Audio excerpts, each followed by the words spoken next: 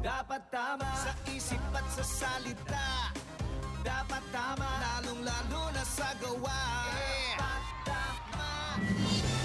Mga dumadapik sa nagkadaiyang partido politikal midagsa sa UP Cebu Campus.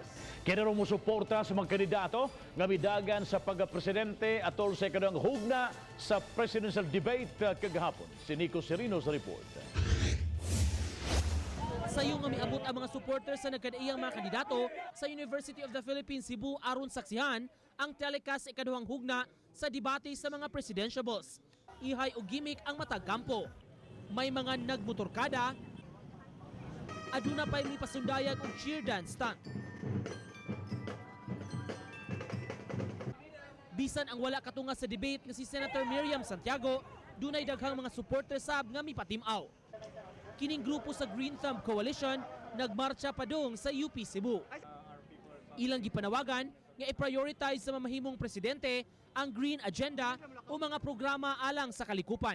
Very crucial times when our people are suffering from environmental disasters left and right. And our politicians should heed the call of the people. Sulod o gawas sa UP Cebu Campus, gipatuman ang hugot nga seguridad. Dunay mga Blue Guards, mga pulis ug taga-AFP. May giandam nga on-ground event alang sa mga mitambong nga kasagaran, estudyante sa nagkalain-laing universidad. Gisugdan kini sa usa ka Santos nga misa isip pagtimaan sa Domingo sa Lukay kung pagsugod sa Semana Santa. Duna say mock voting sa mga partisipante kung diin gidasig sila pagtamla ubos sa kandidato nga ilang botaran. Nanguna sa mock voting base sa gidaghanon sa mga stamp mark sila si Davao City Mayor Rodrigo Duterte ug Senator Miriam Santiago.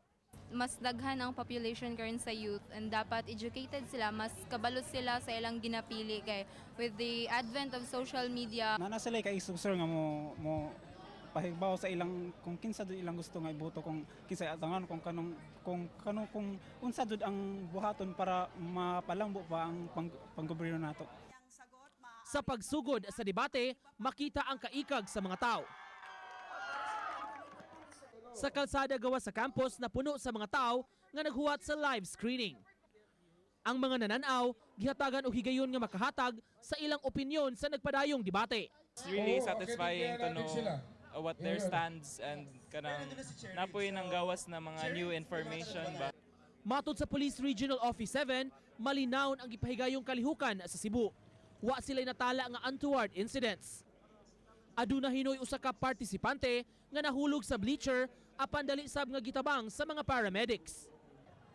Giangkon sa kapulisan hagit alang kanila ang pagkontrolar sa bulog sa mga tao. Generally okay naman except for the konting kantsawan, jacking or otherwise everybody is excited.